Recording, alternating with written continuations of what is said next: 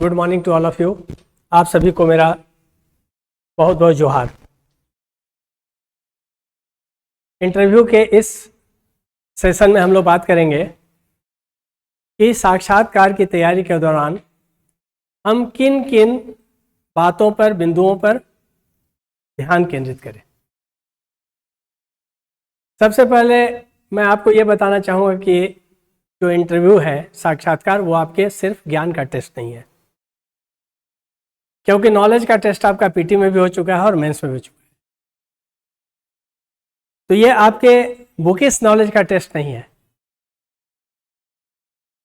किताबी ज्ञान का ये परीक्षण नहीं है। ये आपके प्रैग्मेटिक अप्रोच का, एक ब्यूरोक्रेट के रूप में, एक सिविल सर्वेंट के रूप में आपका क्या प्रैग्मेटिक अप्रोच हो, जब कभी कोई समस्या उत्पन्न हो तो उस पर क्या आपका व्यवहारिक दृष्टिकोण हो, क्या उस पर आपका रैशनल अप्रोच हो, तर्कसंगत दृष्टिकोण हो, आपका उस पर कैसे कानूनी दृष्टिकोण हो, लीगल अप्रोच हो। इन सब बातों पर आपको तैयारी के दौरान फोकस करना है। हम लोग उम्मीद करते हैं कि अभी भी कम से कम 20-25 दिन आपके इंटरव्यू के समय बचे हुए हैं। अगर by the end of this month result भी आता है तो इंटरव्यू एक आध सप्ताह के इंटरवल के बाद ही होगा। तो इतना समय आपकी तैयारी के लिए, आपके पर्सनालिटी को मोल्ड करने के लिए, व्यक्तित्व को एक तरह से बोलिए कि व्यवस्थित करने के लिए पर्याप्त है। और व्यक्तित्व का निर्माण एक दिन में नहीं होता है, ये तो लॉन्ग टर्म प्रोसेस है।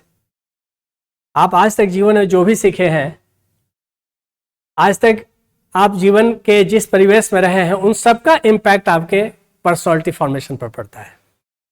फिर भी हम लोग क्या करते हैं, जब कहीं जाना होता है किसी खास पर्पस के लिए, तो अपने आप को मेंटली प्रिपेयर करते हैं, उसके अनुसार अपना ड्रेस कोड निर्धारित करते हैं, क्या बात करनी है, नहीं करनी है। अगर हम किसी फॉर्मल प्लेस पर जा रहे हैं तो पहले से डिसाइड करके जाते हैं कि किन किन बिंदुओं पर बात करनी है, कैसे बात करनी है, किस प्रश्न का जवाब कैसे देना है। तो similar is the case with your interview. आप किसी फॉर्मल ऑफिस में जाते हैं तो एक व्यक्ति आपसे बात करते हैं, वहाँ पर हो सकता है कि 2, 3, 4, 5 जो भी उनका टीम है वो बैठ के आपसे प्रश्न पूछे, आपको उत्तर देना है। तो सबसे पहले हम लोग यह जाने कि इंटरव्यू आपके सिर्फ ज्ञान, ठीक है, ज्ञान एक एस्पेक्ट है इंटरव्यू का, एक महत्वपूर्ण पक्ष है। This fact can not be denied कि नॉलेज आपके पर्सनालिटी को भी बहुत ज़्यादा क्या करता है, एलिवेट कर देता है। अगर आपके अंदर ज्ञान अच्छा है तो आपका व्यक्तित्व तो ऐसे भी ऊपर उठेगा, एलिवेशन होता है। तो सबसे पहले हम लोग को यह देखना है, जानना है कि जो इंटरव्यू है is the test of your complete personality. जो इंटरव्यू है वो आपके संपूर्ण व्यक्तित्व का परीक्षण है। इंटरव्यू क्या है? संपूर्ण व्यक्तित्व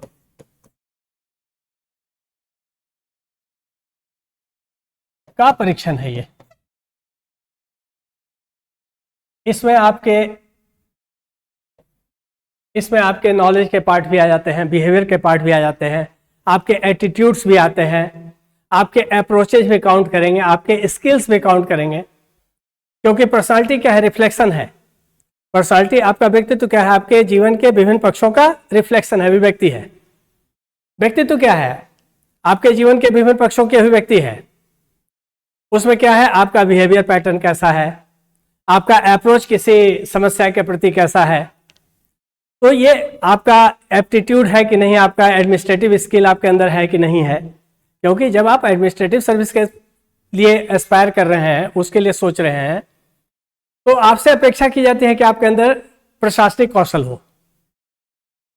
तो आपके एडमिनिस्ट्रेटिव स्किल का टेस्ट है, आपके एप्टीट्यूड का मतलब क्या होता है? अभिवृत्ति, आपके मेंटालिटी, आप कितना ऑप्टिमिस्टिक है, कितना पेसिमिस्टिक है, आप कितना जीवन में पॉजिटिव है, कितना आप निगेटिव है। तो पर्सनालिटी क्या है? पर्सनालिटी आपका रिफ्लेक्शन है आपके बिहेवियर के डिफरेंट ट्रेट्स का, जो वेरियस ट्रेट्स हैं उनका रिफ्लेक्शन है ये।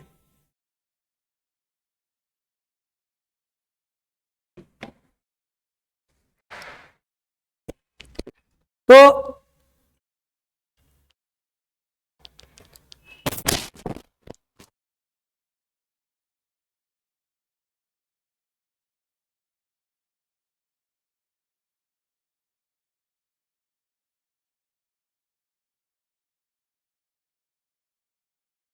पर्सनालिटी क्या है, व्यक्तित्व क्या है, is the reflection of various traits such as your aptitude, your approach, your behaviour, your skill, administrative skill, इन सारी चीज़ों का वो क्या है, रिफ्लेक्शन है, अभिव्यक्ति है।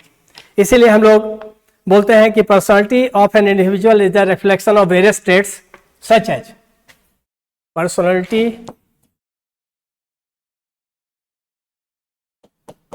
ये बहुत जरूरी है, is the personality of an individual is the reflection of various traits such as aptitude, है ना, such as aptitude, approach,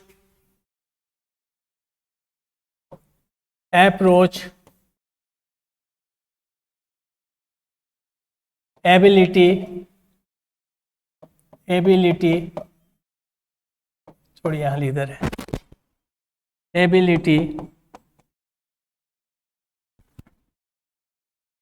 skill and knowledge, etc. ETC ना। तो ये जानना जरूरी है कि किसी व्यक्ति का जो व्यक्तित्व होता है वो अभिव्यक्ति है उसके अनेक लक्षणों का, जैसे उसका एटीट्यूड क्या है, एप्टीट्यूड क्या है, उसकी एबिलिटी क्या है, उसके अंदर स्किल क्या है। आप बहुत बढ़िया मेंस एग्जाम में परफॉर्म कर दिए हैं, ठीक है ना, बहुत बढ़िया लिख कर आए हैं, मगर आप जब जा रहे हैं तो आपके अंदर जो कम्युनिकेशन स्किल है वो नहीं है, आप बातों को रख नहीं पा रहे हैं। ठीक है, लिखते समय तो आप बहुत अच्छा लिख दिया, मगर जब आपको बात को प्लेस करना है किसी के सामने, ठीक है, कम्युनिकेट करना है उसको, तो आप कम्युनिकेशन स्किल में आप कमजोर पड़ रहे हैं। तो निश्चित तौर पर आप, ठीक है, मेंस में बहुत अच्छा परफॉर्म किए होंगे और इंटरव्यू में कम मार्क्स भी मिला तो आप सेलेक्ट हो जाइएगा, लेकिन अगर इंटरव्यू में भी आपका अगर बेहतर परफॉर्मेंस हो तो आप टॉप कर जाइएगा। यह हो सकता है कि आपने मुख्य परीक्षा में आपने जो लिखा वो आपने कम लिखा, या कट ऑफ के बहुत करीब आपका सिलेक्शन हुआ है। मान लीजिए कि 540 कट ऑफ जा रहा है तो आप 550 पर हैं, तो एक तरह से बोलिए कि एक तरह से आप बॉर्डर लाइन पर हैं, कट ऑफ के बहुत करीब है, और आपका सिलेक्शन फाइनली तभी हो पाएगा जब परफॉर्मेंस आपका इंटरव्यू में एक्सेलेंट हो, माइंड ब्लोइंग हो, सुपर्ब हो, तभी आप, then only you can get selected in the main exams, otherwise you will be eliminated simply. तो पर्सनालिटी में सारी चीज देखा जाता है। आपका अप्रोच क्या है, आप जिस तरह का कपड़ा पहनते हैं, जिस तरह का ड्रेस वेयर करते हैं आप, वो भी आपके पर्सनालिटी को रिफ्लेक्ट करता है। आप बहुत भड़कीला, बहुत शाइनिंग, बहुत लस्टर से भरा हुआ कपड़ा पहन रहे हैं तो ये एक्सपेक्टेड नहीं है। जो ब्यूरोक्रेट है उसको सिंपल होना चाहिए, उसके लाइफ में सिंप्लिसिटी दिखना चाहिए, ठीक है, कि उसको कॉमन मैन के साथ उसको इंटरेक्शन करना है, कॉमन मैन के साथ उसका इंटरेक्शन होगा। वीडियो सीओ बनकर जाइएगा तो कॉमन मैन के साथ आपका इंटरेक्शन होना है। तो आपके अंदर, आपके लाइफ में बहुत ज़्यादा सिंप्लिसिटी होना चाहिए, सोफिस्टिकेशन होना चाहिए, डेलिकेसी होना चाहिए, बात करने का सही तरीका होना चाहिए। Then only you can prove that you can be a good bureaucrat. और इन्हीं सब बातों पर आपका सिलेक्शन देखा जाता है।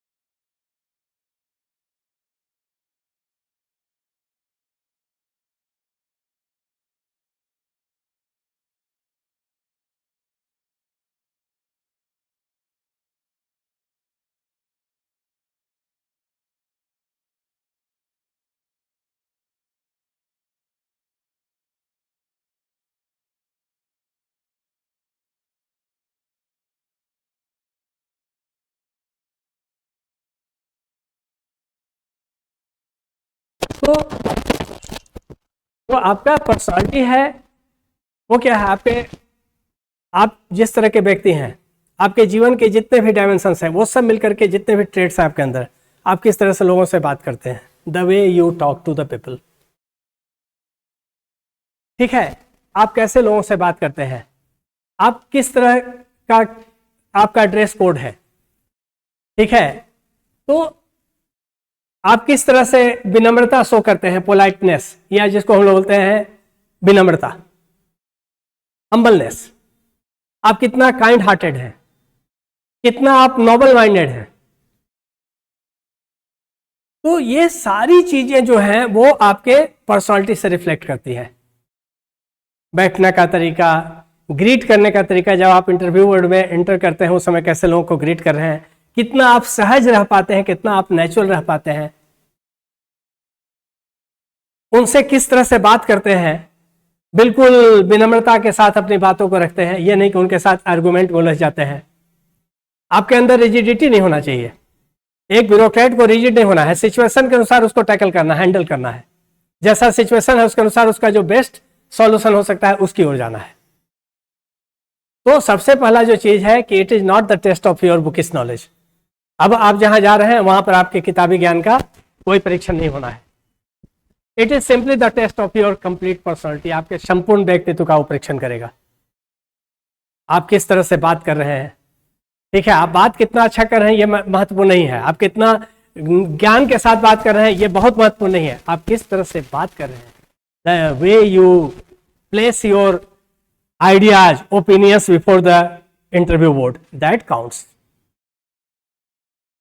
कभी कभी क्या होता है, नहीं, आप सही उत्तर दे रहे हैं, जो इंटरव्यू बोर्ड है सिर्फ आपको आपके परसिवरेंस को टेस्ट करने के लिए, आपके पेशेंस को टेस्ट करने के लिए बोलता है, नहीं you are wrong.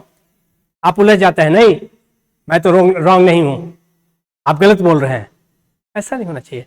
Sir, so far my knowledge is concern that I know, ठीक है, जहां तक मेरी जानकारी है मुझे यही पता है, ठीक है, आप बोल रहे होंगे तो हो सकता है कि वैसा भी हो सकता है। तो समटाइम्स इट हैपेंस कि आपके परसिवरेंस को, आपके पेशेंस को, आपके टेम्परामेंट को टेस्ट करने के लिए वहां पर क्या किया जाता है, आपको जानबूझ करके बोला जाता है कि वह रहो। आप उलझ मत जाइए,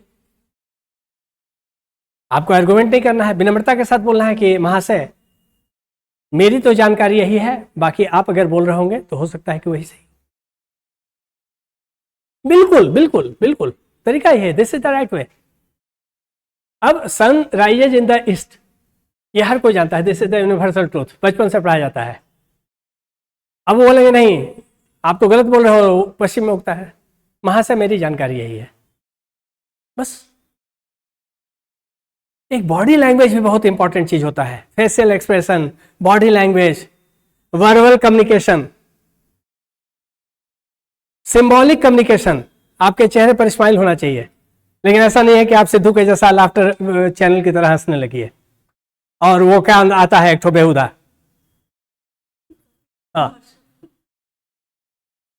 यू मस्ट नॉट एक्ट, लेकिन एक हल्का स्माइल, बिल्कुल हल्का, और बात रखने का moderate approach, rational approach.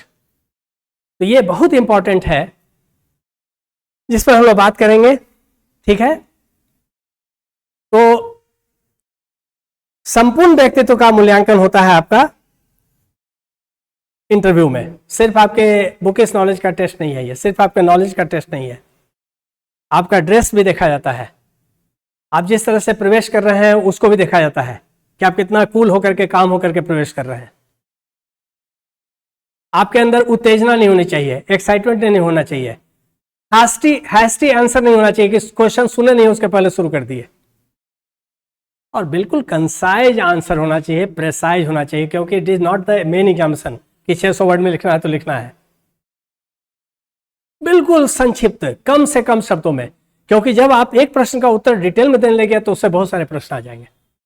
Examiner कोई प्रश्न तैयार करके नहीं आते हैं आपके लिए, आपसे एक प्रश्न पूछे उससे जो आप उत्तर देते हैं वहीं से फिर प्रश्न दर प्रश्न उत्पन्न होने लगता है और आप उलझते चले जाते हैं। तब क्या होता है, आप एंटेंगल्ड हो जाते हैं। ऐसा नहीं होने देना है। Answer must be concise and precise. मतलब आंसर जो भी दिया जाए वो क्लैरिटी ऑफ थॉट्स होना चाहिए, उसमें विचारों की स्पष्टता होनी चाहिए, और अपनी ही बात को कॉन्ट्राडिक्ट नहीं करना है। एक बार जो बात बोले अब उसी को फिर कॉन्ट्राडिक्ट कर दिए, ऐसा बिल्कुल नहीं करना है। तो ये बहुत ही इंपॉर्टेंट चीज है जिस पर आपको ध्यान रखना है। और एक तरह से जो इंटरव्यू होता है पर्पसफुल कन्वर्सेशन है, वो उद्देश्यात्मक वार्तालाप है। उद्देश्यात्मक वार्तालाप, वो लोग बैठे हैं आपके साथ वार्तालाप कर रहे हैं, उद्देश्य है कि आपको सेलेक्ट करना है। आपके अंदर जो चीज चाहिए एक सिविल सर्वेंट के लिए, अगर वो सारे डिजायरेबल एट्रीब्यूट्स हैं, वांछनीय लक्षण जिसको बोलते हैं डिजायरेबल एट्रीब्यूट्स, अंग्रेजी के शब्दों को ब्लेंड कीजिएगा, कोई दिक्कत नहीं है। साक्षात्कार के दौरान बीच बीच में अंग्रेजी के शब्द अगर आ रहे हैं, लेकिन वो ऐसा नहीं दिखना चाहिए कि आप जबरदस्ती उसको थोप रहे हैं, नेचुरल होना चाहिए। जैसे हम बात कर रहे हैं तो सोच कर नहीं अंग्रेजी के शब्दों का प्रयोग कर रहे हैं, सोच कर रहे हैं, बिल्कुल उसका नेचुरल रिफ्लेक्शन होना चाहिए कि हाँ भाई हम ऐसे ही बात करते हैं। क्योंकि आज का जो ब्यूरोक्रेट है वो मॉडर्न ब्यूरोक्रेट है, अब वो जमाना गया ब्यूरोक्रेसी का। आज गांव के लोग भी अंग्रेजी को समझते और बूझते हैं, गांव में भी अंग्रेजी समझने वाला है। और अंग्रेजी के जो मतलब बहुत ज्यादा जो प्रचलित शब्द है, जो कॉमन पार्लेंस में यूज किया जाता है, आम बोलचाल की भाषा में, वो खूब यूज होता है। अब लोग, गांव के लोग भी आते हैं तो बोलते हैं हमको कास्ट सर्टिफिकेट चाहिए, जाति प्रमाण पत्र नहीं बोलते हैं। बहुत कम लोग बोलते होंगे कि हमको जाति प्रमाण पत्र चाहिए। एक एग्जाम्पल साइट कर रहे हैं हम, एम आई रॉन्ग? तो कभी भी वहां नर्वस नहीं होना है, क्योंकि ये पर्पसफुल कन्वर्सेशन है, ये उद्देश्यात्मक वार्तालाप और कुछ नहीं है। और be natural before the interview board, बिल्कुल एकदम सहज। थोड़ा नर्वसनेस होता है लेकिन उसको कंट्रोल करना है। आज भारत के, पूरे दुनिया का जो सबसे सफल क्रिकेटर है पूरी दुनिया में, all the time in the world, वो कौन है? नहीं, not at all, not at all. सबसे महान क्रिकेटर कभी नहीं रोहित शर्मा। एक तो T20 ले आए तो आप रोहित शर्मा का गुणगान करने लगे। कहा है क्यों सचिन तेंदुलकर, हमारा माही क्या है? और उनको क्या नाम दिया जाता है? उनका उपनाम क्या है?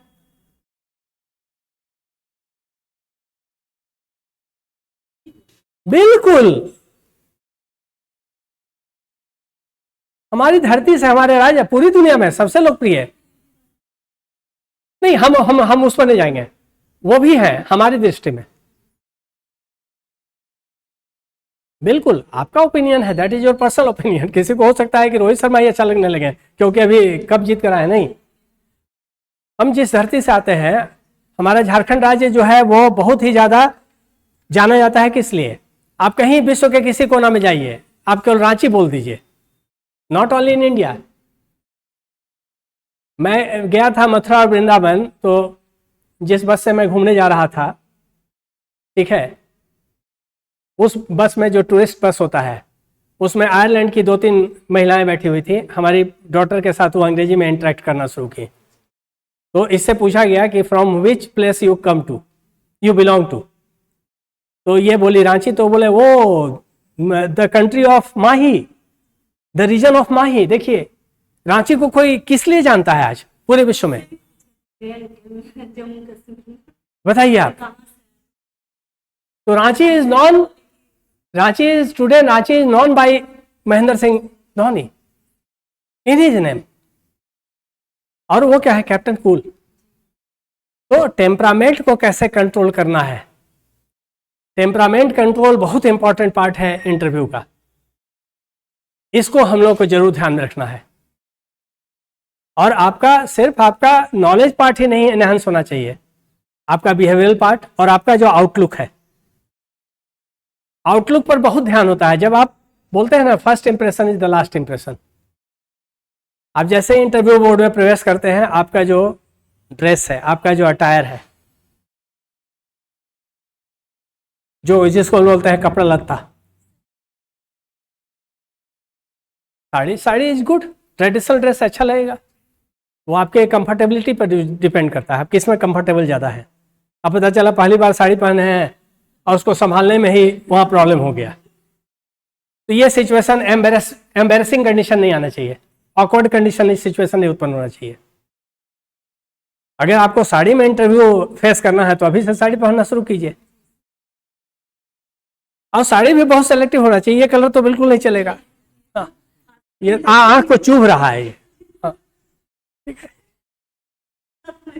नहीं, आई कैचिंग होना चाहिए, आई टीजिंग नहीं होना चाहिए। इसको ये कर रहा है, बोलता है ना, हाँ, चुभना, वो पियर्स कर रहा है। जो भी हो लाइट होना चाहिए, that must be light, cream हो, हल्का पिंक हो, ये मगर लाइट होना चाहिए। जैसे ये ठीक है, ये कहीं नहीं चुभ रहा है, उनका चुभ रहा है, डार्क है थोड़ा पिंक, इसमें ज्यादा फूल पत्ती है, ये नहीं चलेगा। आप तो बिल्कुल नहीं चलिएगा, ये सब धंधा मत कीजिएगा, आप भी नहीं चलिएगा, ये चेक चुक नहीं चलेगा, ये तो बिल्कुल नहीं चलेंगे। इसका ठीक है, ऊपर वाला लाइट कलर है, थोड़ा और लाइट हो, नहीं आपका ठीक है, लेकिन थोड़ा कम होना चाहिए इस पर डिजाइन। वो दैट इज योर पर्सनल ये डिस्क्रिप्शन, उस पर हम लोग कुछ नहीं बोलते हैं वो, लेकिन लाइट होना चाहिए। और जब आप जाएंगे तो इंटरव्यू के लिए बोलेंगे तो हम तो बराबर अपने बच्चों को कश्मीर वस्त्रालय भेजे हैं। कश्मीर वस्त्रालय जो है, हम तो शुरू से, आज चूंकि अब तो बहुत सारे दुकान आ गए, कश्मीर वस्त्रालय मेन रोड, कौन नहीं जानता है केबी है, उस हाउस के बगल में केवी, कौन नहीं जानता है, आप लोग नहीं जानिएगा ना। आज तो ये तो अब हो गया वो वाला ऑनलाइन वाला, हाँ, रेडीमेड। एक जमाना था कि केवी ही जानता था लोग, हम लोग तो केवी छोड़ करके यहाँ के जितने बच्चे होते थे सबको हम केवी भेज देते थे। बाद में ये कचहरी वाला रेमंड्स भेजने लगे, बॉयज कैंडिडेट्स को रेमंड्स भी जाता था बच्चा, सिल साल के दे देता था बढ़िया से स्टिच करके 2-3 दिन में, क्योंकि रेडीमेड नहीं चलेगा। जो शर्ट्स होना चाहिए और पैंट होना चाहिए वो बिल्कुल ही आपका फॉर्मल होना चाहिए। और रेडीमेड में most of the people pronounce it as readymade, but that is readymade. ये तो झारखंड है भाई, रांची है, रेडीमेड बोलता है लोग, तो जुबान हम लोग को भी खराब होने लगती है। एनी हाउ, जिसको हम लोग बोलते हैं अटायर। तो इन सब चीजों पर ध्यान देना है कि आपका जो प्रेजेंस है वो क्या हो, बिल्कुल चार्मिंग हो, बोर्ड को बिल्कुल अट्रैक्ट करे, एक्जॉटिक हो। तो गर्ल्स कैंडिडेट्स हो चाहे बॉय कैंडिडेट्स हो, ड्रेस तो आपका फॉर्मल होगा,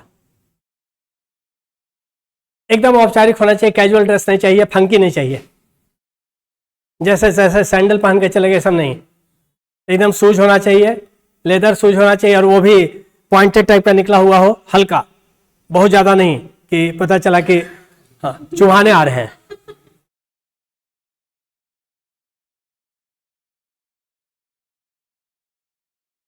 जितना बड़ा पैर नहीं होता था, बीच में एक फैशन आया था, उससे 3 गुना जूता बड़ा होता था आगे वाला पार्ट, जिसको हम लोग बोलते हैं एसिमेट्रिकल। नहीं, सिमेट्रिकल होना चाहिए, सिमेट्री में होना चाहिए।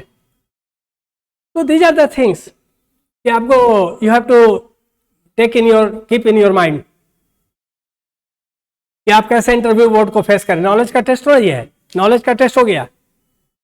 आप 20 प्रश्न पूछा जाए, 20 में अगर आप बोल्डली कह करके आ रहे हैं कि no no no, sorry sir, तभी आपका सिलेक्शन हो जाएगा। लेकिन अब इसका मतलब ये नहीं होना चाहिए कि आपका नाम क्या है तो सॉरी सर बोल दिए।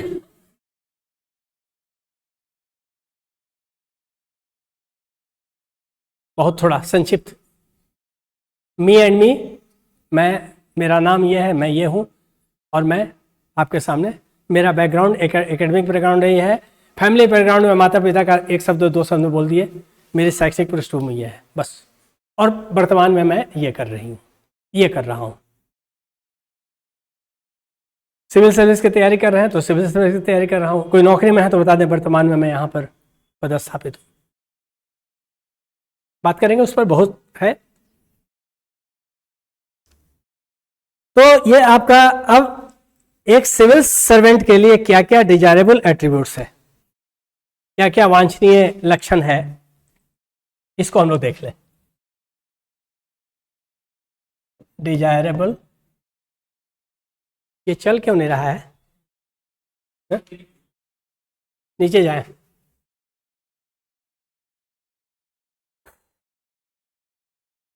भूल गए, बहुत दिन हो गए। हम तो बीच में हमको लगा ही नहीं कि अब हम पढ़ाएंगे भी।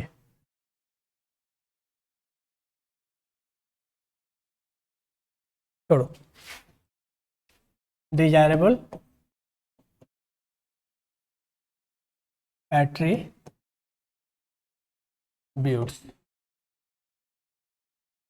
वांछनीय लक्षण।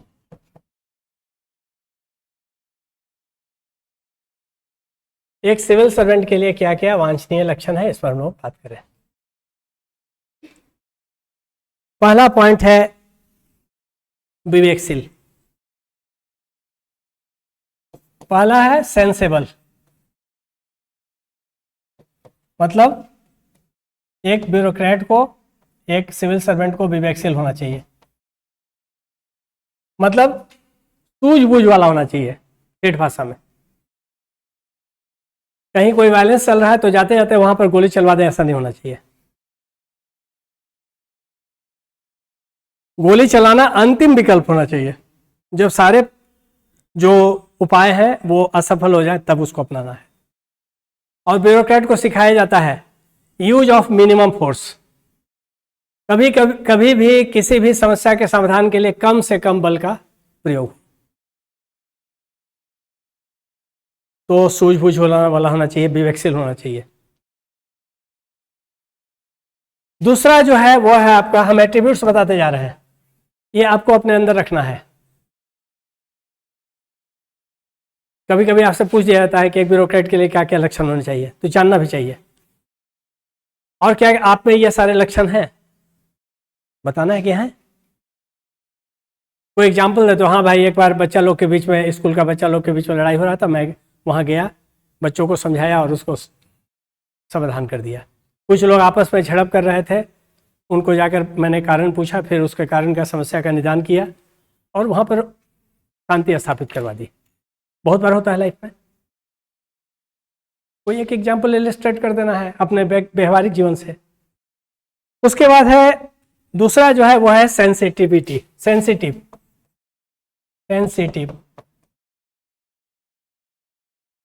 इसको बोलते हैं हम लोग संवेदनशील। आज बात ही की जा रही है प्रशासन, आज बात ही की जाती है कि प्रशासन संवेदनशील होना चाहिए, क्योंकि ये प्रशासक के बीच से जो संवेदनशीलता है ना वो खत्म हो गई है। संवेदनशील होना चाहिए। किसी ऑफिस में जाइए तो अधिकारी आपके साथ मिसबिहेव कर देता है। पुलिस एट्रोसिटीज, आए दिन आप जो पुलिस अत्याचार है उसके बारे में सुनते रहते हैं कि कस्टडी में रख के इतना पिटाई कर दिया कि कस्टडी डेथ हो गया।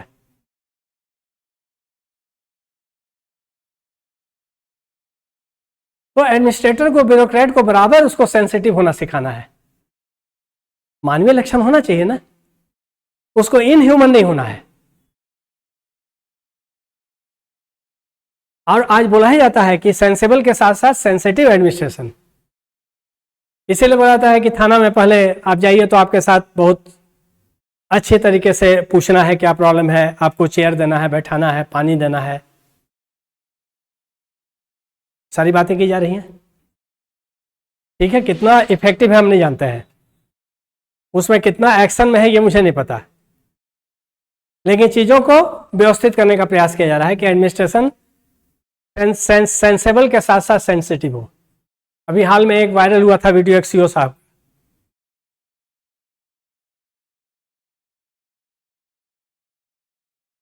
आपको याद होगा ये, नहीं, यहाँ नगड़ी, हाँ, वो काफी वायरल हुआ और उनका बिहेवियर दिख रहा था कि किस तरह का था। और बच्चा कुछ नहीं, बहुत वो जेंटली, वो बहुत ही पोलाइटली उनको रिक्वेस्ट कर रहा है बार बार कुछ भी बच्चा ने कुछ नहीं किया है, उसमें कुछ नहीं बोला है। वो पूरा जो वीडियो है, एक ही जगह पर बच्चा बोला कि सर आप इतना बड़ा अधिकारी हो के आप चपरासी जैसा, प्यून जैसा कर रहे हैं। ये भी कोई अपमानजनक बात नहीं थी, ये भी तो बोला कि आप इतना बड़ा अधिकारी होकर। और ये झारखंड का कल्चर है, हम लोग एग्रेसिव नहीं होते हैं। उतना के बाद भी देखिए बच्चा एग्रेसिव नहीं हुआ है।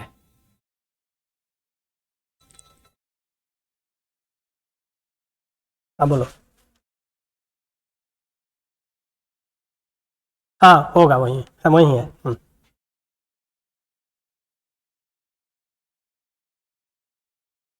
कहाँ पर बैठते हैं, कहाँ पर बैठते हैं, तो रिकॉल हमको करने दो।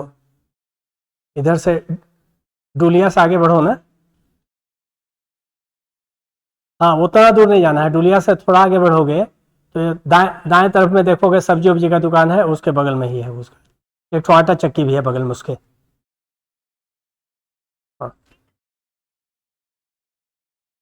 ठीक।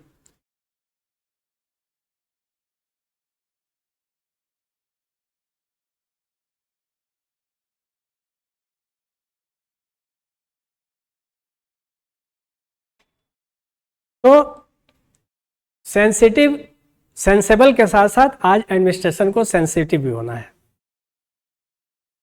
ठीक है, कानून का शासन है, जो कानून कहेगा वही हम करेंगे, मगर जो कानून कह रहा है वह कह रहा है वही हम करें, यह सुनिश्चित कर लेना है।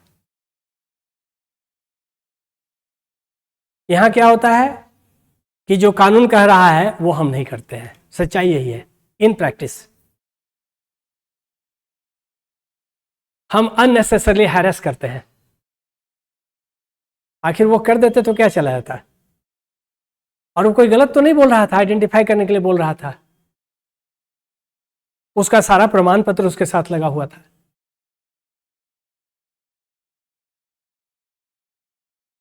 और जो सर्विस है वो हैजल फ्री होना चाहिए। हैजल फ्री का मतलब है परेशानी मुक्त। आप वीडियो हैं, सीओ हैं, आपके जो पावर्स हैं, आपके जो फंक्शंस हैं, उसमें जो भी आपके जुरिडिक्शन में आते हैं सब काम आप कीजिए और किसी को परेशान मत कीजिए। एक ही काम के लिए किसी व्यक्ति को 10 बार मत दौड़ाइए। आप इसलिए दौड़ाते हैं कि उससे आपको घूस लेना है। जितना ज़्यादा परेशान कीजिएगा उतना ज़्यादा पैसा देगा। This is the truth. और जिस काम में आपको घूस नहीं मिल रहा है वो काम आप रिलक्टेंस हो जाते हैं। इसको बोलते हैं ब्यूरोक्रेटिक अपैथी। अंग्रेजी में क्या बोलते हैं? ब्यूरोक्रेटिक अपैथी, मतलब नौकरशाही, उदासीनता। ये नहीं होना चाहिए। तो एक जो आइडियल सिविल सर्वेंट है, और हम लोग सपोज करते हैं कि जो अब बच्चे आ रहे हैं वो बिल्कुल ही अल्ट्रा मॉडर्न है, आप लोग अत्यधिक आधुनिक हैं, वेल रेड हैं, ठीक है, काफ़ी पढ़े लिखे हैं, काफ़ी टफ कंपटीशन को फेस करके आ रहे हैं। आपका जो सिलेबस है वो भी काफ़ी कॉम्प्रिहेंसिव है, जो सिलेबस आपको बहुत सारी चीज़ें सिखाता है सैद्धांतिक रूप से। अब आपने जो वहां पर पढ़ा है उसको आपके सेवा में उसका आपका व्यवहारिक उपयोग कर देना है, उसका एप्लीकेशन देना है।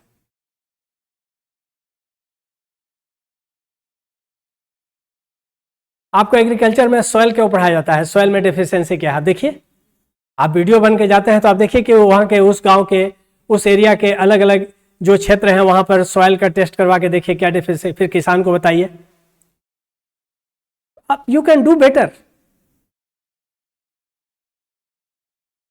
एक जनरल अवेयरनेस को आप डेवलप करने में इंपॉर्टेंट रोल प्ले कर सकते हैं। और सारा जो पॉलिसी इंप्लीमेंटेशन है, प्रोग्राम्स इंप्लीमेंटेशन है, जो कार्यक्रम का क्रियान्वयन है, वो आप ही के लेवल से हो रहा है, ब्लॉक के लेवल से होता है, एग्जीक्यूशन ब्लॉक के लेवल से हो रहा है। तो आपको सपोज किया जाता है कि you will prove yourself to be a block development officer, not block destruction officer. आप क्या होता है, प्रखंड विकास पदाधिकारी नहीं होकर प्रखंड विनाश पदाधिकारी हो जाते हैं। तो एक सेंसेबल के साथ साथ एक संवेदनशील प्रशासन, जब हम अधिकारी से मिलने जाएं तो हमारी समस्या को बहुत वो ध्यान से सुने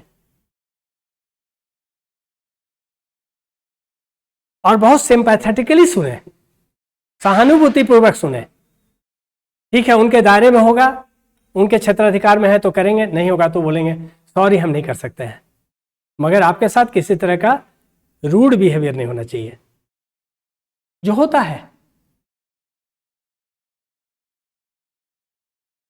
तो एडमिनिस्ट्रेशन सेंसिबल होना चाहिए, सेंसिटिव भी होना चाहिए, संवेदनशील प्रशासन। नेक्स्ट अगला जो है वो है आपका नैतिकता। ये तो जीवन में बहुत जरूरी है। मॉरलिटी ये नहीं है तो फिर आप कोई भी काम सही नहीं कीजिएगा। ये आपको बताता है कि गलत क्या है, सही क्या है।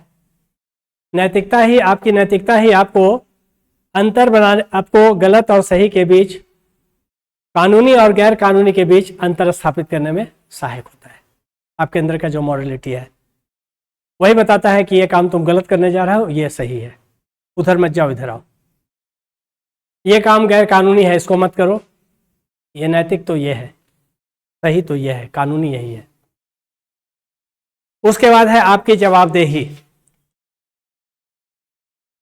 जवाबदेही मतलब आपका एक तरह का बोलिए अकाउंटेबिलिटी।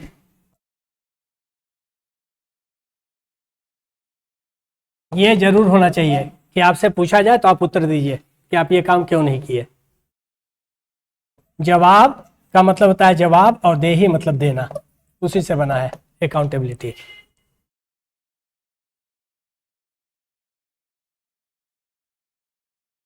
ये तो फिक्स होना चाहिए। उसके बाद है आपका नेक्स्ट जो है वो है आपका पारदर्शिता।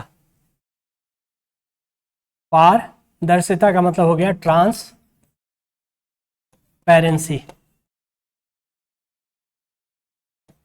पारदर्शिता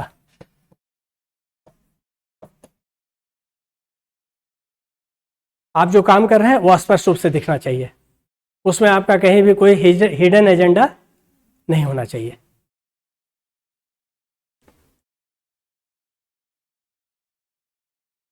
और ट्रांसपेरेंसी बहुत इंपॉर्टेंट चीज़ है। आज प्रशासन में ट्रांसपेरेंसी बहुत इंपॉर्टेंट रोल प्ले कर रहा है, और इस ट्रांसपेरेंसी को लाने में राइट टू इन्फॉर्मेशन एक्ट भी बहुत इंपॉर्टेंट रोल प्ले कर रहा है।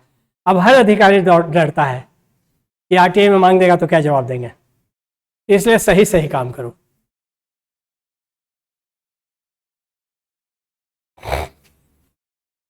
उसके बाद है आपका ईमानदारी एवं सत्यनिष्ठा। इसको अंग्रेजी में बोलते हैं इंटीग्रिटी या ऑनेस्टी, बोलिए एक ही चीज है। ईमानदारी एवं सत्यनिष्ठा, इंटीग्रिटी। उसके बाद है आपका विश्वसनीयता। ये किसी भी सरकारी सेवक को, सरकारी अधिकारी को, हाँ बोलो,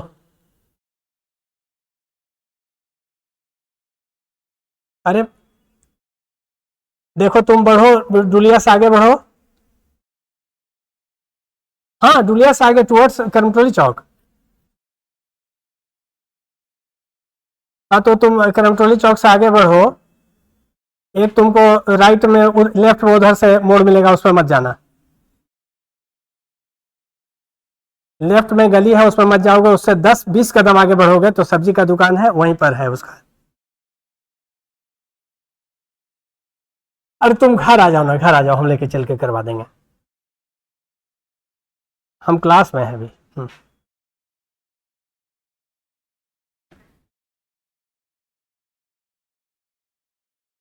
सब रिकॉर्डिंग हो जाएगा। तो इंटीग्रिटी एंड, हाँ उसके बाद है क्रेडिबिलिटी, विश्वसनीयता। जो सरकारी संस्था है और सरकारी सेवक है उनके प्रति लोगों में विश्वसनीयता होनी चाहिए कि ये आदमी सही है, ये संस्था सही काम कर रही है। इसमें करप्शन नहीं है, इसमें अनियमितता नहीं है, और हाल के वर्षों में ही हुआ है। सारी संस्थाओं के बारे में विश्वसनीयता खत्म हो गई है। अभी आप नीट का देख रहे हैं, आपने विगत जेपीएससी के परीक्षाओं में भी देखा है, जेएसएससी में आप देख रहे हैं, तो ये क्रेडिबिलिटी तो कहीं ना कहीं लूज हो रहा है। कहीं ना कहीं ये संस्थाएं और इसमें जो बैठे हुए सेवक हैं, जो लोक सेवक हैं, वो विश्वसनीयता को खो रहे हैं। तो ये मैसेज बहुत खराब जाता है। तो किसी भी संस्था को और किसी भी सरकारी सेवक को अपने काम से ये प्रूव करना है कि हम गलत काम नहीं कर रहे हैं, करप्शन फ्री है, हैजल फ्री है। तो credibility is an important attribute of a good civil servant. खुद ही ईमानदार न रहे, अपने जो अधीनस्थ हैं उनको भी वो ईमानदार रहने के लिए विवश करे। और सीधी सी बात है, अगर किसी संस्था में हम अगर बेईमान नहीं होंगे तो मेरे नीचे वाले भी बेईमानी नहीं कर पाएंगे, कितना भी चाहेंगे।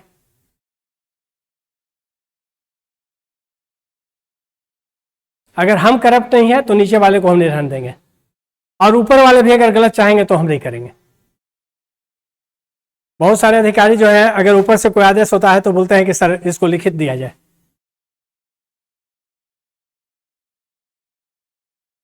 नहीं सर, ये पॉसिबल नहीं है, ये गलत हो जाएगा,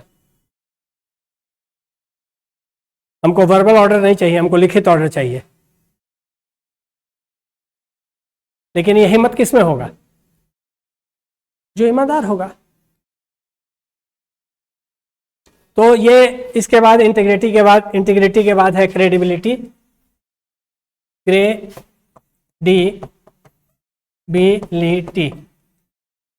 इसको बोलते हैं हम लोग विश्वसनीयता। विश्वसनीयता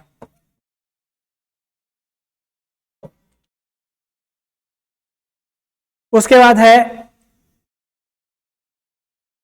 उद्देश्य के प्रति सचेतता।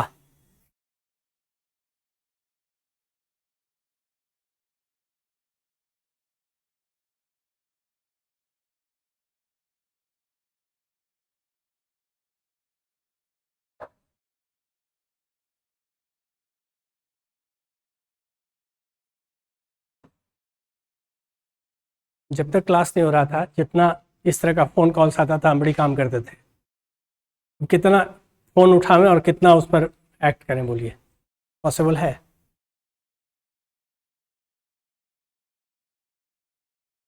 तो नेक्स्ट जो है वो है sincerity for purpose. Sincerity for purpose,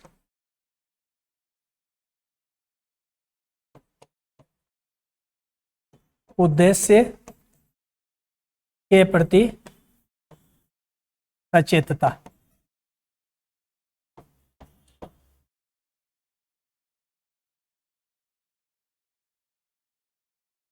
उद्देश्य के प्रति सचेतता। समटाइम्स व्हाट हैपेंस, हम लोग बोलते हैं कि भाई फलना तो अधिकारी तो बड़ा ईमानदार है लेकिन कमोई नहीं करते हैं। ऐसे ईमानदार होने का क्या मतलब रहा? फिर हम लोग एक कैटेगराइजेशन करते हैं, बोलते हैं कि ठीक है वो लेता तो है, आता तो है, लेकिन काम भी बहुत करता है। तो ये वाला बेहतर कि वो वाला बेहतर? हाँ हाँ, ठीक है भाई, लेता है लेकिन काम बहुत कर देता है। क्योंकि जो उस कैटेगरी के लोग हैं वो बिल्कुल उदासीन है, रिलक्टेंट है। ठीक है, वो घूस ले लेंगे लेकिन काम भी नहीं करेंगे, क्या फायदा हुआ?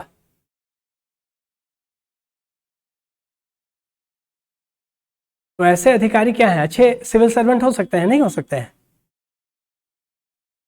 तो कोई भी जो एक सिविल सर्वेंट है उसको उद्देश्य के प्रति सचेत होना चाहिए, जो पर्पस है उसको कर देना है। हाँ भाई देखो कौन सा काम है, इसको कैसे करना है, अपने सबनेट को बुला के बोले कि इसको ऐसे ऐसे करो।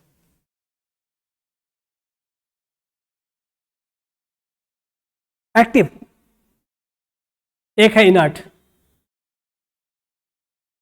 एक अधिकारी इनर्सिया में जी रहा है, जड़ता में, और एक है कि सक्रिय है। हाँ, अगर ये सक्रिय जो है ये अगर ईमानदार भी हो जाए तो फिर क्या कहना। तब तो वो सबसे आइडियल ब्यूरोक्रेट की श्रेणी में शामिल किया जाएगा।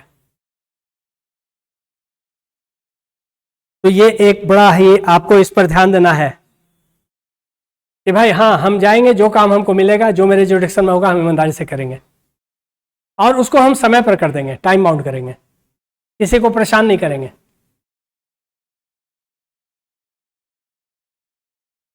जैसे ही मेरे पास फाइल आएगा, हम उस पर एक्ट करके उसको कर देंगे, कंक्लूड कर देंगे। उसके बाद है निर्णय लेने की क्षमता। एक अच्छा ब्यूरोक्रेट का यह भी लक्षण है, एबिलिटी टू टेक डिसीजंस।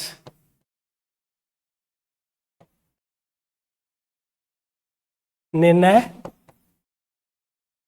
लेने की क्षमता।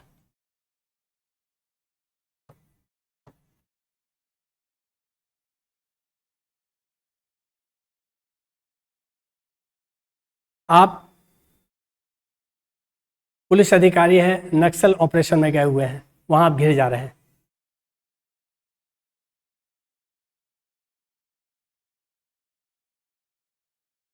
आपका उस समय आप ये नहीं पूछ सकते हैं, हाँ ऊपर के अधिकारी को जरूर आप ये इन्फॉर्म कर दें कि यहाँ पर ये समस्या हो गई है, आप रेस्क्यू करवाइए,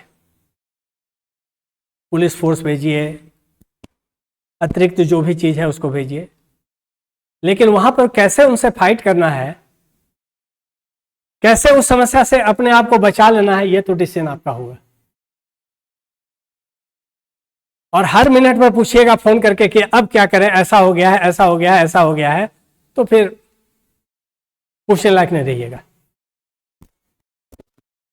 और एक अच्छा अधिकारी वही माना जाता है जो आप पर्सनल लेवल पर सारे चीजों को निपटा दे। हाँ, जो उसके जुरिडिक्शन में नहीं है उसके लिए ऊपर वाले से पूछे। और इंडियन ब्यूरोक्रेसी का सबसे बड़ा जो खामी माना जाता है, हम पूरे इंडियन ब्यूरोक्रेसी का बता रहे हैं, वो है decision making, lack of decision making. Bureaucracy की सबसे बड़ी जो खामी है, त्रुटि है, वो है कि इसमें जो ब्यूरोक्रेट्स होते हैं उनमें निर्णय लेने का अभाव होता है। इंडियन ब्यूरोक्रेसी का ये, अब धीरे धीरे इसको हम लोग डेवलप कर रहे हैं, अब लोग एबिलिटी आ रही है डिसीजन लेने की। ऑन द स्पॉट तो आप ही को डिसीजन लेना है, इस परिस्थिति में हम क्या करें। और अगर ये आपके पास नहीं है, एबिलिटी नहीं है, तो आप you are not fit for bureaucracy. इसीलिए समटाइम्स देखिएगा इंटरव्यू में आपसे सिचुएशनल क्वेश्चन पूछता है, हाइपोथेटिकल सिचुएशन पर बेस्ड क्वेश्चन होता है, हाइपोथेटिकल।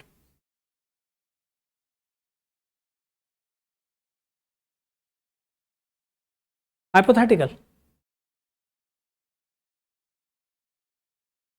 परिकल्पनात्मक बोलेगा, एक जगह पर एक औरत फंसी हुई है, उसके साथ प्रॉब्लम हो रहा है, दूसरी जगह पर आग लग गया है, तीसरी जगह पर हिंसा हो रहा है, आप कहाँ जाना पसंद कीजिएगा। इस तरह का तीनों में आपको सेलेक्ट करना है।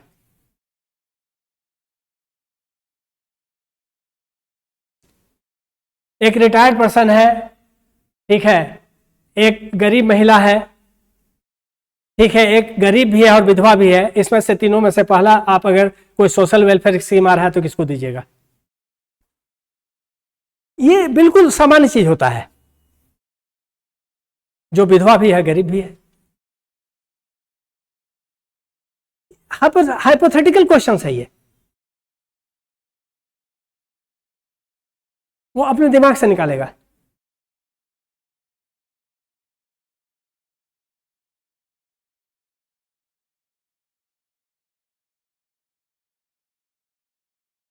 तो ये तो आपको, अगर आपके अंदर इतना भी ज्ञान नहीं है, आप इतना भी अगर डिसीजन मेकिंग आपके अंदर एबिलिटी नहीं है, तो फिर आप you don't deserve to be a civil servant और अ ब्यूरोक्रेट। तो एबिलिटी टू टेक डिसीजंस जो बोला जाता है कि ब्यूरोक्रेसी में, इंडियन ब्यूरोक्रेसी में ये बहुत बड़ी समस्या रही है शुरू से। आपको, आप ब्यूरोक्रेट हैं, आपको मान लीजिए कि आप वीडियो हैं, अब छोटा समस्या आ रहा है तो आप एसडीओ को फ़ोन कर रहे हैं, डीसी को फ़ोन कर रहे हैं, आपको क्या करेगा आपके साथ वो? क्या करेगा बताइए? बोलेगा मेरे गधा जेपीएससी से आया है, यही बोलता है, वो भी गलत तरीके से आया है तुम।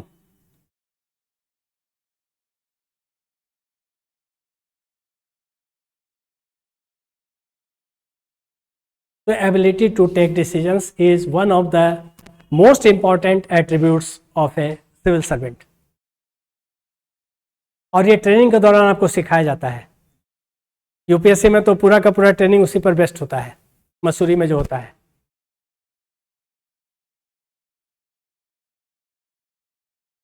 या आपको जो हैदराबाद में पुलिस की ट्रेनिंग होती है, जहां भी ट्रेनिंग होता है, आपको मोल्ड ही किया जाता है आपके व्यक्तित्व को उसी दिशा में कि आप इंस्टेंट डिसीजन ले पाइए।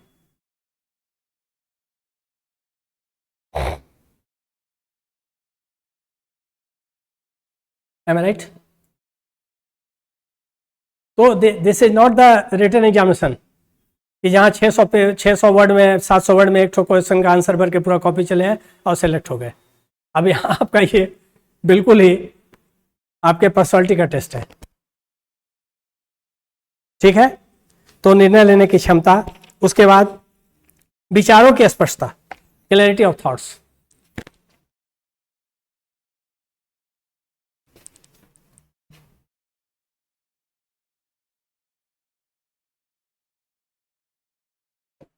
क्लैरिटी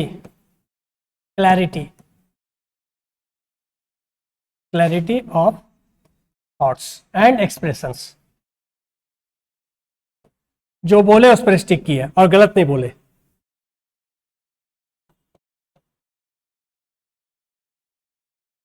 अपने ही बातों को कॉन्ट्राडिक्ट नहीं करें, उलझे नहीं।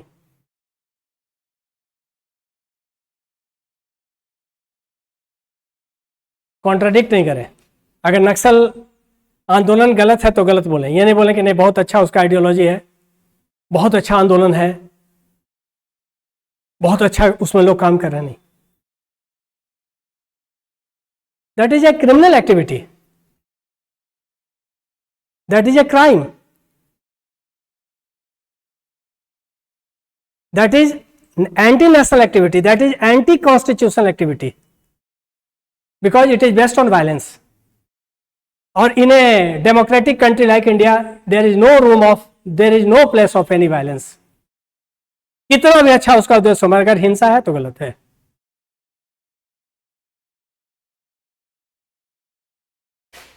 इसलिए जितने भी जो आउटफिट्स हैं नक्सल संगठन के, जितने भी उसके नक्सलवादी संगठन है, सबको बैन किया जाता है। उद्देश्य तो बहुत अच्छा है, बोलते हैं इगलिटेरियन सोसाइटी बनाएंगे, समतामूलक समाज, कोई भेदभाव नहीं होगा। मगर कैसे?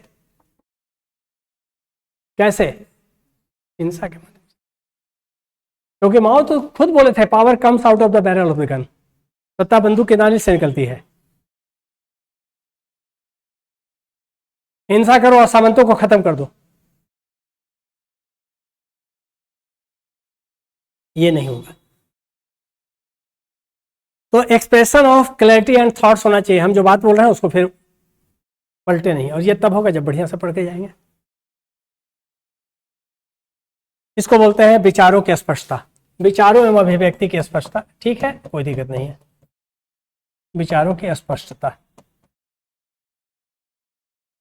उसके बाद है सामाजिक मुद्दों के प्रति जागरूकता।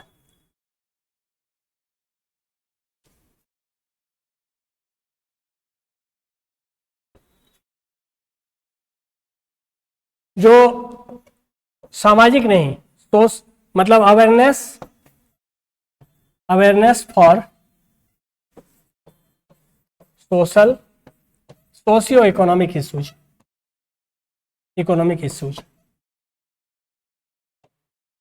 सामाजिक आर्थिक मुद्दों के प्रति जागरूकता।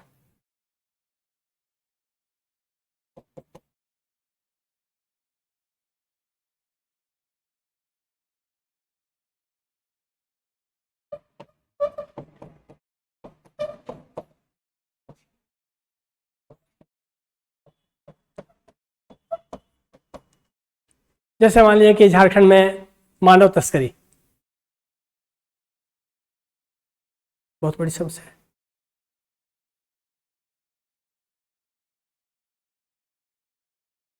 क्यों हो रहा है, कैसे इसको दूर करना है, सरकार का क्या क्या इनिशिएटिव्स है। महिला अत्याचार,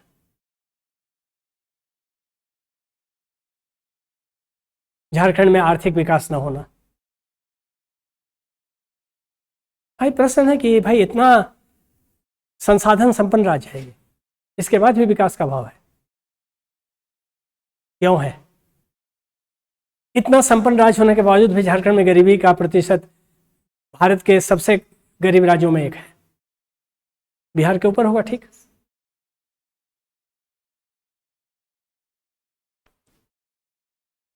पलायन, विस्थापन, नक्सलवाद, नक्सलवाद का एक कारण सामाजिक आर्थिक भी है।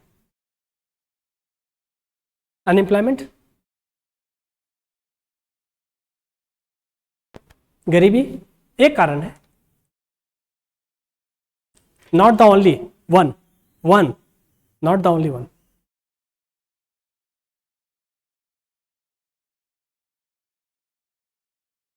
तो जितने भी सोशल इश्यूज हैं, जितने भी इकोनॉमिक इश्यूज हैं, इसके बारे में तो आपके अंदर अवेयरनेस होना चाहिए।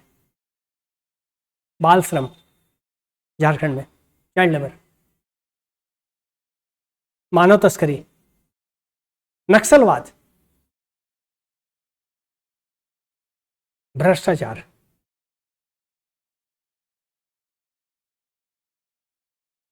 मनी लॉन्ड्रिंग,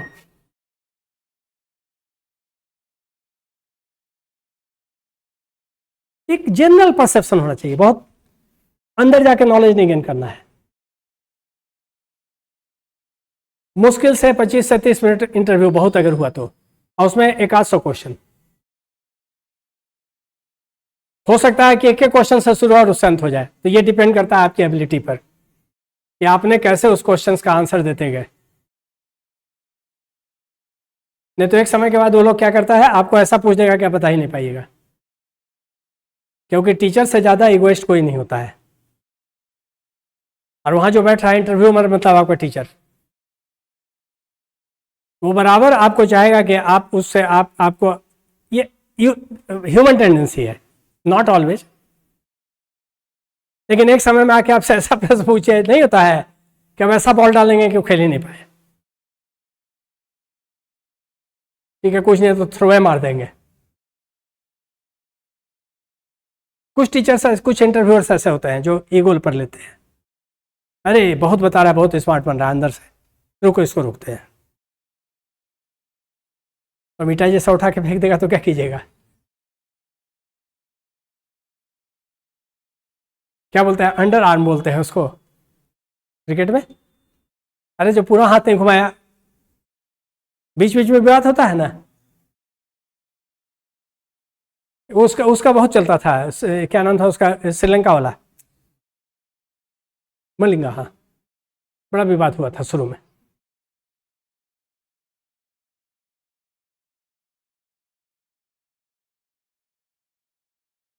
आर्ग्यू नहीं करना है वहां उनके साथ, नहीं जाने तो सिंपली सॉरी, अगर जान रहे हैं और उसको भी गलत ठहराया जा रहा है तो सर मेरी जानकारी यही है सर, आप जो बोल रहे हैं वो हो सकता है कि सत्य हो, मैंने यही पढ़ा आज तक,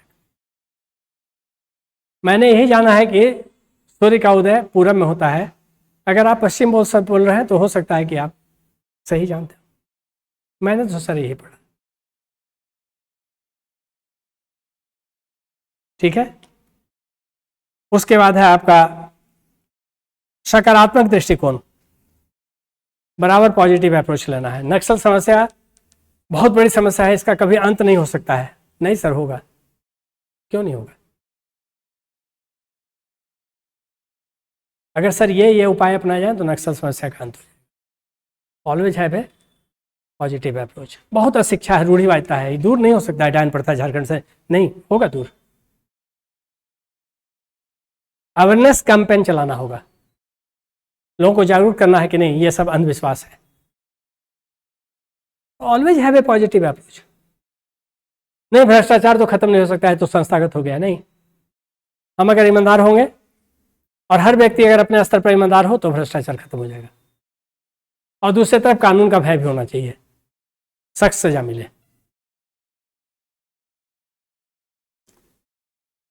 तो अगला जो है वो है आपका सकारात्मक दृष्टिकोण, पॉजिटिव एटीट्यूड।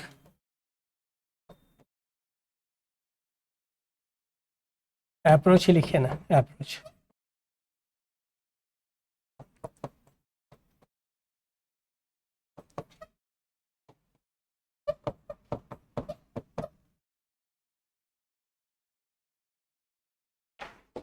उसके बाद है, नेक्स्ट है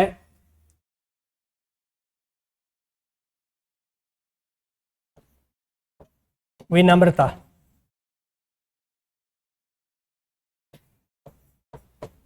सॉरी, पोलाइटनेस।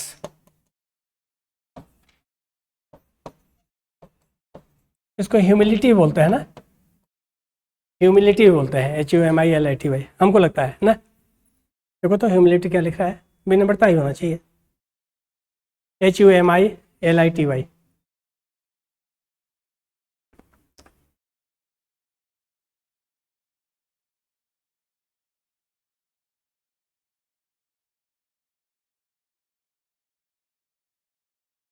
हम्बल होना है, पोलाइट होना है वहाँ।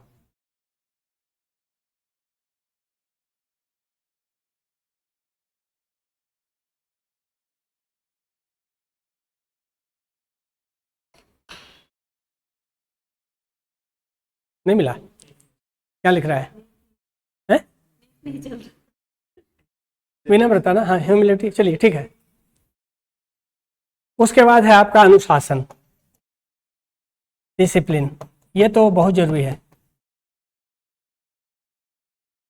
अनुशासन, क्योंकि अनुशासन ही देश को महान बनाता है। हर स्तर पर अनुशासन होना चाहिए, डिसिप्लिन, जनता भी और ब्यूरोक्रेट भी। समय पर ऑफिस आ रहे हैं, समय पर फाइल का डिस्पोजल कर रहे हैं, टाइम बाउंड डिस्पोजल कर रहे हैं।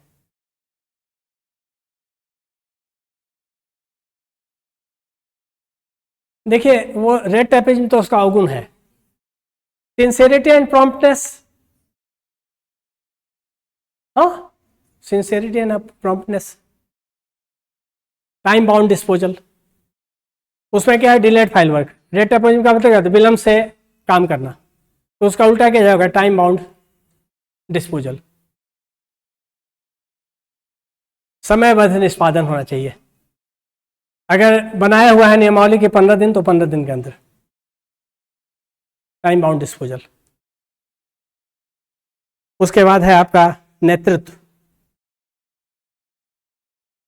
ये तो क्वालिटी नहीं होगा तो आप अच्छा ब्यूरोक्रेट नहीं बन पाइएगा।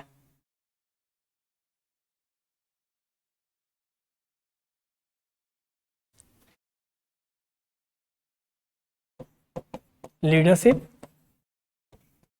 क्वालिटी,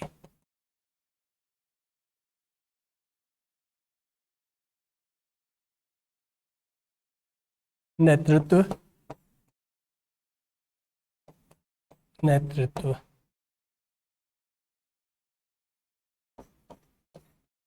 क्षमता, यह नेतृत्व गुण।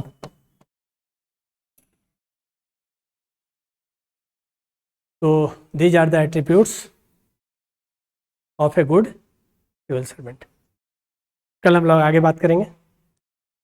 कल का क्लास हम लोग 9:30 बजे से रखते हैं, ठीक है ना, बहुत लेट हो गया है।